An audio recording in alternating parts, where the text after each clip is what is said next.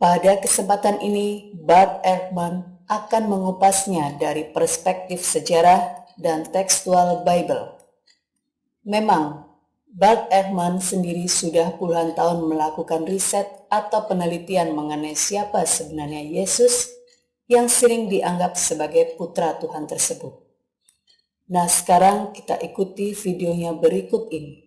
Did Jesus' earliest followers consider him to be God?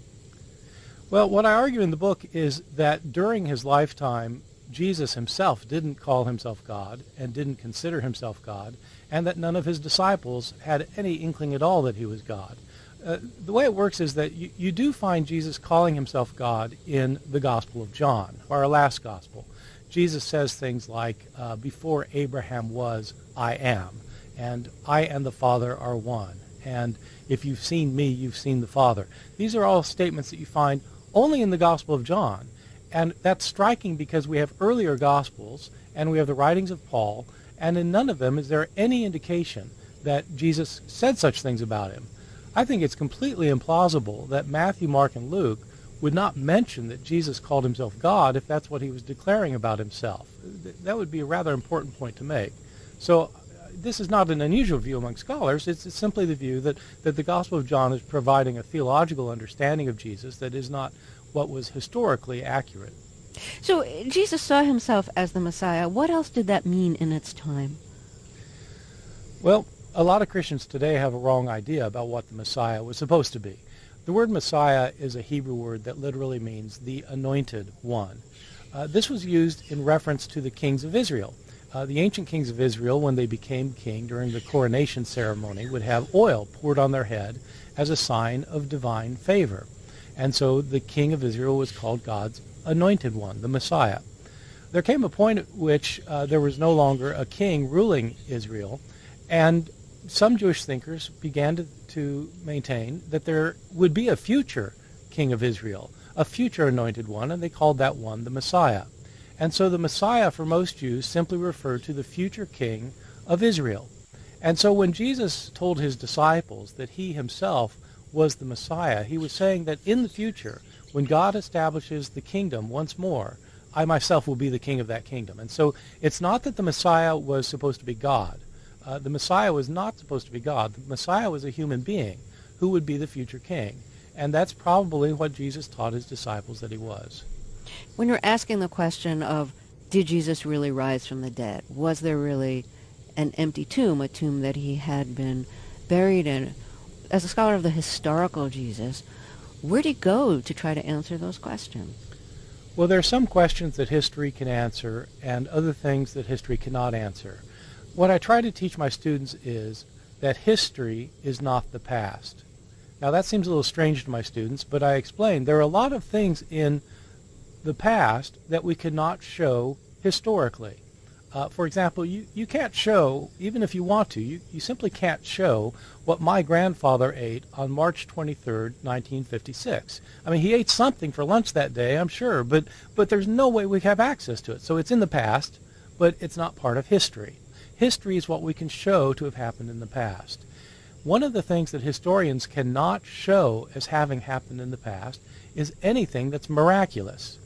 Because to believe that a miracle has happened, to believe that God has done something in our world, requires a person to believe in God. It requires a theological belief. But historians can't require theological beliefs to do their work. That's why historians, whether they're historians of World War II or of the Napoleonic age or of ancient Alexandria, Egypt, historians who deal with historical subjects don't invoke miracle because it's beyond what historians can prove. Miracles may have happened in the past, but they're not part of history. So that applies to the resurrection of Jesus. Historians acting as historians, whether they're believers or non-believers, as historians, they simply cannot say Jesus was probably raised by God from the dead. But historians can look at other aspects of the resurrection traditions and see whether they bear up historically. So, for example, the question, was there an empty tomb? Was Jesus put in a tomb and 3 days later that tomb was found empty? Well, that's a historical question. And to answer it, it doesn't require any set of religious beliefs. You can simply look at the sources and come and draw some historical conclusions. Okay, so one of the things you look at is typically what happened to the bodies of men who were crucified. And when you try to answer that question, what answers do you come up with? We never have any literary descriptions. In any writing at all, there's no description of how exactly crucifixion was performed. But there are references in ancient Greek and Latin texts that refer to people who have been crucified. And what is striking is that in virtually every instance we're told that the person was left on the cross in order to rot away and to be eaten by scavengers. So that the punishment of crucifixion wasn't simply the torture involved. It also was the horrible effect of not being given a proper burial. The desecration of the body after death. Absolutely. The body was to be desecrated, and this was scandalous to ancient people. But the Romans did it this way as a disincentive for crime. So it's not just that you're going to go through a horrible death. Your body is going to rot on the cross, and scavengers are going to eat it. And this is the typical procedure for crucifixion in the ancient world. And so I ask in my book, is it likely that there was an exception in the case of Jesus? So in the Gospels, of course, Joseph of Arimathea asks for Jesus' body, and Pontius Pilate gives it to him, and then Joseph puts it in his tomb, and 3 days later that tomb is found empty. Well, I ask the question in my book, is Pilate, from what we know about him from other sources, likely to have made an exception with Jesus or with anyone else? I think it's highly unlikely for reasons that I lay out in the book, given what we know about Pilate from other sources. Pilate was not a nice fellow. He was not concerned about the people that he ruled. He was ruthless, he was hard-hearted, he was mean-spirited, and he simply did not care about the religious sensibilities of the Jews in Palestine, as we learned from several episodes in both Josephus and Philo. And so even if the Jewish authorities who had arranged for Jesus to be crucified with Pilate, even if they decided, well, let's give him a decent burial, there's nothing in the record to suggest that Pilate would ever do that.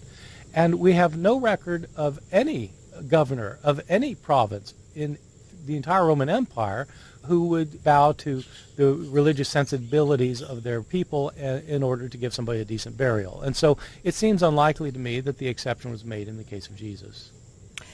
Say an exception was made. Do you have other questions about the entombment of Jesus before the resurrection? Yeah, before I wrote this book and did the research on it, I was convinced, as many people are, that Jesus was given a decent burial, and on the third day the women went to the tomb, found it empty, and that started the belief in the resurrection. Apart from the fact that I don't think Jesus was given a decent burial, that he was probably thrown into a common grave of some kind, apart from that, I was struck in doing my research by the fact that the New Testament never indicates that people came to believe in the resurrection because of the empty tomb. And this was a striking find because it's just commonly said that that's what led to the resurrection belief. But if you think about it for a second, it makes sense that the empty tomb wouldn't make anybody believe. If you put somebody in a tomb and 3 days later you go back and the body's not in the tomb, your first thought is not, oh, he's been exalted to heaven and made the Son of God.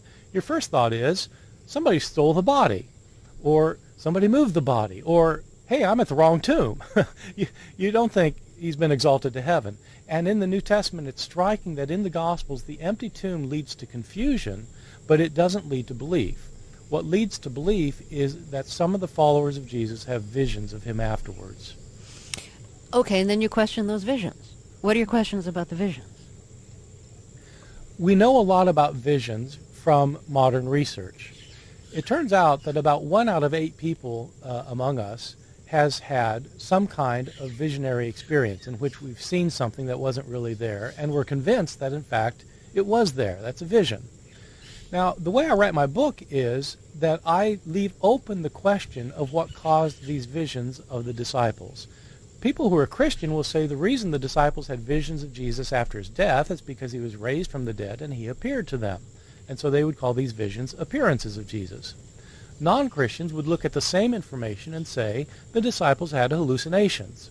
And so I got interested in this question of hallucinations and started to look into it.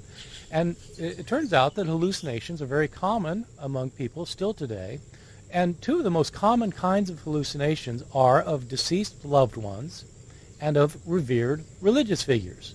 So in terms of deceased loved ones, sometimes somebody will have a vision of his grandmother in his bedroom a couple weeks after his grandmother dies. That happens a lot. In terms of revered religious figures, we have all sorts of documented reports of the Blessed Virgin Mary appearing to hundreds of people at one time, thousands of people at one time. And so in my chapter, I deal with these incidents of visions that we know about from the modern period and from history, and then I point out that a historian, as a historian, can certainly say that some of Jesus' followers had visions of him, and that since they had visions of him, they thought that he was no longer dead. And since they were the kinds of Jews who thought that afterlife was lived in the body, that it wasn't that your spirit lived on after your body died, but that the afterlife was a bodily existence, if they thought Jesus was alive again, they necessarily thought that he was alive again in his body. And this is then what begins the belief in Jesus' bodily resurrection. You write that the first 20 years after the death of Jesus is particularly significant in perceiving Christ as God. What happens during those first 20 years after his death? Those 20 years are really both really important and really mysterious, because we don't have any Christian writings from the period. The earliest Christian author we have is the Apostle Paul, whose letters were written mainly in the 50s of the Common Era. So if Jesus died around the year 30, and Paul's first letter is around 50, and that's our earliest writing, that means that we have a 20-year gap where we have no writings at all by any Christian. And so it's a complicated period to study. What I argue in my book is that in the New Testament, including in the letters of Paul and in the book of Acts, for example, there are occasional passages that scholars have identified as what they call pre-literary traditions. What that means is that the authors are quoting materials that had been in circulation prior to the time of their writing, and so they're pre-literary, and they're traditions because they've been floating around for a while. What's interesting is when you isolate the pre-literary traditions in Paul, in the book of Acts, that refer to Jesus and his status as the Son of God, what these consistently point to is that Jesus became the Son of God when God raised him from the dead. That it was at the resurrection of Jesus that God made Jesus his Son. This is what I call an exaltation Christology. Christology simply means your view of Christ, and an exaltation Christology is one that says that Christ had been a human being and that God had exalted him to a position of divinity. The earliest Christians, during those first 20 years, the very earliest Christians appear to have thought that that's what happened. So what were some of the beliefs in ancient times, in the times of Christ, about divine beings and earthly people, and whether they had any interaction at all, and whether there were divine beings on earth? Many of us think of Jesus as the only miracle-working Son of God of the ancient world. As it turns out, he wasn't the only one. There were a lot of individuals in antiquity, in Greek, Roman, and Jewish circles, who were thought to be both human and divine. There were basically three ways that this could happen. Sometimes you have a human being who is a superior human being, either unbelievably powerful or beautiful or wise, and because of this person's superiority, a god or the gods or the God of Israel exalts the person to heaven and makes that person a divine being. So the person starts out as a human and becomes divine. That's one way that a human can be divine. A second way is that sometimes in legend and mythology, a divine being will have sex with a mortal, and the offspring will be a divine human. So that, for example, that's how Hercules is born. Hercules' mother is a mortal, but his father is Jupiter, the king of the gods. So that's a second way, someone born to the union of a divine being and a mortal being. The third way is that sometimes divine beings can take on human shape. And so when Jupiter comes down to get Hercules' mother pregnant, he comes down in the form of a human. And so gods can temporarily become human. Now, these ways of looking at it are found in Greek and Roman mythology, but they're also found in Jewish texts. The Christians took up all three ways and applied them to Jesus. The earliest Christians maintained that Jesus was a human being who was made God, a divine being. Later they ended up saying that Jesus was born to the union of God and a mortal because the Holy Spirit came upon Mary, and that's how she conceived Jesus. So Jesus literally had God as his father. And then later Christians started to say that in fact Jesus was a divine being who temporarily became a human being. So these three ways of understanding divine humans in the ancient world are picked up by Christians who developed their Christologies accordingly. Wes angel.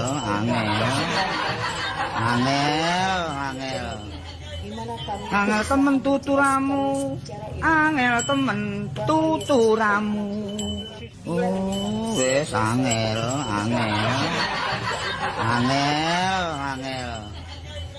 Angel temen tuturamu. Angel temen